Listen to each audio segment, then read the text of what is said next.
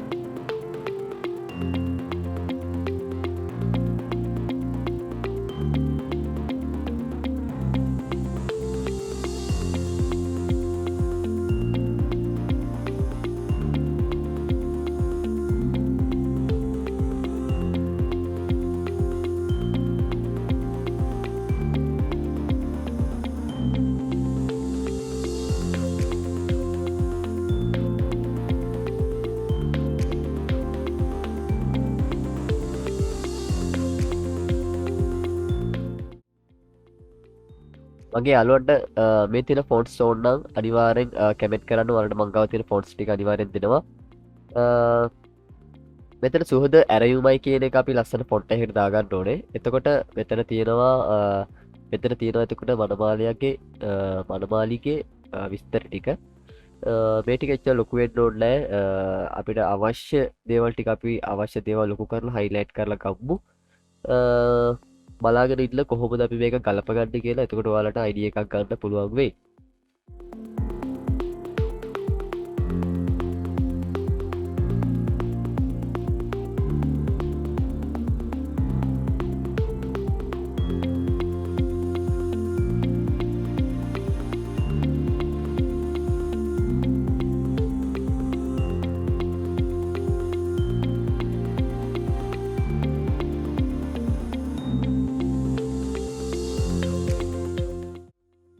අපි මේ දෙක එක ගොඩේම තියන්න.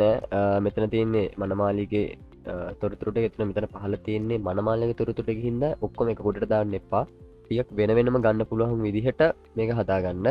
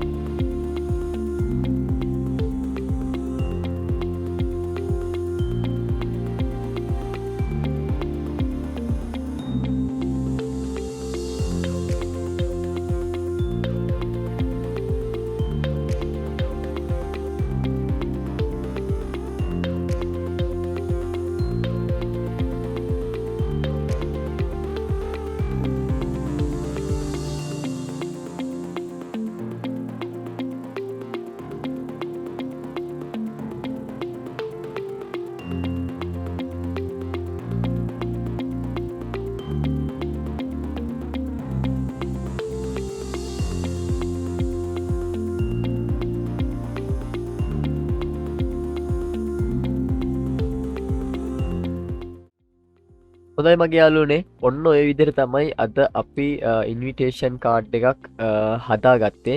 ඔයාට පේනවා ඇති මම මෙතන මණ්ඩලයක් අරගෙන තියෙනවා. ඊට පස්සේ සුහදැරයුමයි කියන එක අපි ලස්සන ෆොන්ට් එකකින් දාලා තියෙනවා. එතකොට මම මෙතන තියෙන පොඩි ලයින් ආර්ට් එකක් ගත්තා. පොඩි ලයින් ආර්ට් එකක් දැම්මා එකට. එතකොට මෙතන මම FM මලිති කියන ෆොන්ට් එක පාවිච්චි කරලා තියෙනවා.